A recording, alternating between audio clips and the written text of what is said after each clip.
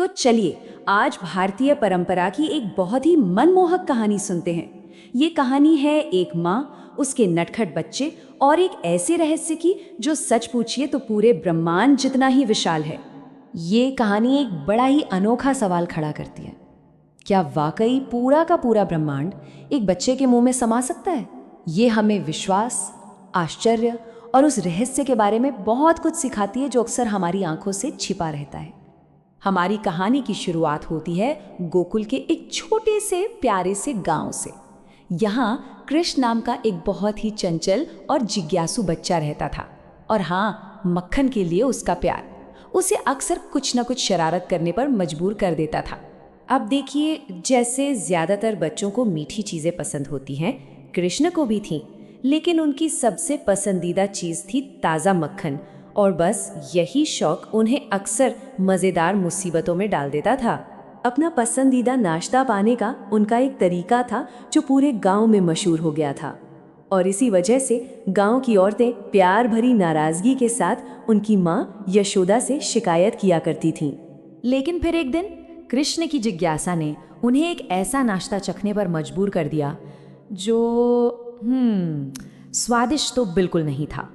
हुआ ये कि दोस्तों के साथ बाहर खेलते खेलते कृष्ण ने अचानक मुट्ठी भर मिट्टी उठाई और मुंह में डाल ली। ये देखकर उनके दोस्त तो हैरान रह गए और सीधे अपनी माँ के पास भागे, चिल्लाते हुए, माँ यशोदा, कृष्ण मिट्टी खा रहे हैं। ये सुनते ही यशोदा की तो चिंता बढ़ गई। वो फौरन अपने बेटे के पास दौड़ी और पूछा कि उनके दोस्तों ने जो कहा क्या वो सच है। अब कृष्ण ने पहले तो बड़ी मासूमियत से सिर हिलाकर मना कर दिया, लेकिन यशोदा अपनी बात पर अड़ी रही। उन्होंने जोर देकर कहा कि वो खुद अपनी आंखों से देखेंगी। आखिरकार कृष्ण ने अपना नन्हा सा मुंह खोला, पर अंदर मिट्टी नहीं थी, बल्कि यशोदा ने जो देखा उसने हर चीज के बारे में उनकी सोच को हमेशा के लिए बदल कर रख दिया। उन्हें अपने बेटे के मुंह में मिट्टी नहीं बल्कि एक अद्भुत नज़ारा दिखा। ऐसा लगा जैसे उस छोटी सी जगह में पूरा का पूरा ब्रह्मांड समाया हुआ है। जरा सोचिए, उन्होंने तारे और ग्रह, बड़े बड़े महासागर और ऊंचे ऊंचे पहाड़, सूरज और चांद सब कुछ देखा। ऐसा महसूस हुआ जैसे सारी की सारी सृष्टि उस छोटे से बच्चे के अंदर ही मौजूद हो। ये दिव्य दृश्य देखकर यशोदा का दिल एक अजीब सी हैरत और हल्के से डर के साथ कांप उठा। वो ये सोचने से खुद को रोक ही नहीं पाई, क्या उनका प्यारा बच्चा सिर्फ एक नटखट बालक है या फिर उससे कहीं ज्यादा कुछ और। दिव्य अवतार की ये जो अवधारणा है, यानी ये विश्वास कि कोई दिव्य शक्ति इंसानों के बीच रहने के लिए एक भौतिक रूप ले सकती है, शायद यही वो एक तरीका था जिससे वो उस असंभव दृश्य को समझ सकती थीं जो उन्होंने अभी अभी देखा था।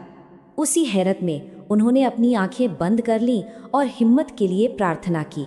और जब उन्होंने दोबारा आंखें खोलीं तो वो विशाल ब्रह्मांड का नज़ारा जा चुका था।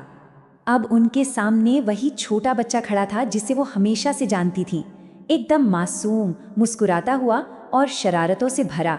वो ब्रह्मांडीय रहस्य का पल अब बीत चुका था। तो सबसे ज़रूरी बात यह है कि इस दिव्य अनुभव ने उन्हें अपने बेटे से दूर नहीं किया, बल्कि यशोदा ने उसे और कसकर गले लगा लिया और उनकी ममता, उनका प्यार पहले से कहीं ज्यादा मजबूत होकर लौट आया। ये खूबसूरत कहानी हमें याद दिलाती है कि असाधारण चीजें अक्सर साधारण में ही छिपी होती हैं। ये हमें अपने जीवन में भी आश्चर्य और चमत्कार की भावना को जिंदा रखने के लिए कहती है। क्या पता सबसे बड़े आश्चर्य उन जगहों पर छिपे हों जहां हम उनकी उम्मीद भी नहीं करते।